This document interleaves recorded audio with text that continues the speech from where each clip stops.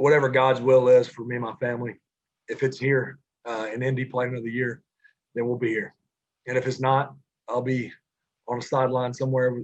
I know where. I'll be on the sideline with the Ballcat, coaching the heck out of a high school football team down in South Alabama. So whatever God's will is what I want to happen, and I'll be fine with that. Obviously, if I keep going, if I go on and on with that answer, it'll be nothing but a bunch of emotion talking. But I think that's at the end of the day, that's clearly what will guide the decision. 2 out of 5 in the red zone and just not making enough plays. Yeah, it's exactly what we said really early in the week, what we said all in our meetings and what I've said, production meeting yesterday. And I think to you guys on what was Tuesday, I guess, was it's going to be situational football, scoring touchdowns in the red zone, converting third down and taking care of the football. Well, we took care of the football. We were 53% on third down, which is a win. And but we didn't score in the red zone. Didn't get a touchdown on the fourth down. Missed a field goal. I mean, you look at those. There you go, right there. That's the difference in the game. Because I mean, we had 470 yards of offense, 2 penalties, no turnovers. We played good. But didn't play well enough. I mean, I think our D would probably say the same thing. I mean, gosh, they had the 2-minute drive at the end of the half where we jumped offside. That they gave up. But I mean, against that offense that's been scoring 30, averaging 40 a game the last however many weeks, and to hold them for 2 for 9 on third down, it's the situational stuff, and it's what y'all asked me what have I learned in the playoff losses that I've been around, and it's just that. It wasn't that we just played terrible, we just didn't do the little things well enough to win. You guys went for it late in the first half. Is that a prime example? I know you guys were still in the game, but then that was kind of a Buffalo went on a 17-0 run after that. Just kind of the margin of error allowed. Yeah, we had a chance to go up 17-7 at their place, here on the road, 17-7, and didn't get it done. And shoot, you look at the end of the day, we didn't quit fighting. We kept rolling and lose by 3 points. So it was a heck of a year. It's always hard when you get in the postseason.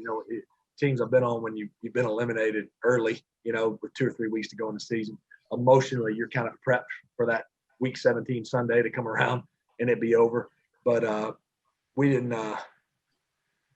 pull in here today expecting for it to be over. That's for sure. So it's always tough. Just missed against Pittsburgh in week 16, and maybe you're hosting a playoff game. And then today, I mean, you had every shot to win it, and you just came that close. Is that your takeaway from this year? I mean, that's probably that's one way to look at it. I mean, it's hard to say you just missed when you win 11 games. I mean, the 13-3 teams just missed going undefeated. I mean, the Kansas City just missed winning them all. New England, we can go on and on of those teams. I mean, we won 11 games. Of all the years that, a home field advantage wouldn't have been this much, it would have been this year. Obviously, there was some noise today.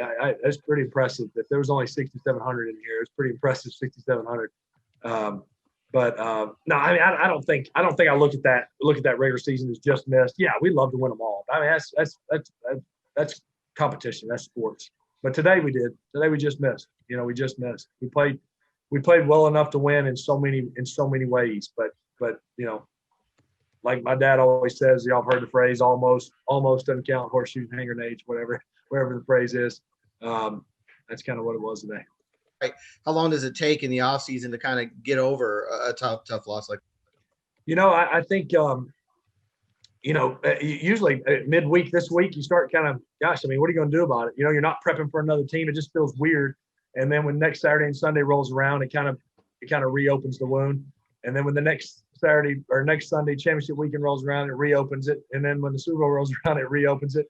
I always look forward to the Monday after the Super Bowl when if I am playing again, when everybody's 0-0 again. It's kind of like, all right, that year's gone now. We're all 0-0 again. So usually the weekends when you're watching Buffalo play at Kansas City, it'll reopen that wound. But it's it's a really neat team. I know you've heard me say it. I think under these circumstances, I know personally for me, to develop the type of bond and camaraderie that we had, it was pretty special for sure. I mean, all the protocols and not being here until August.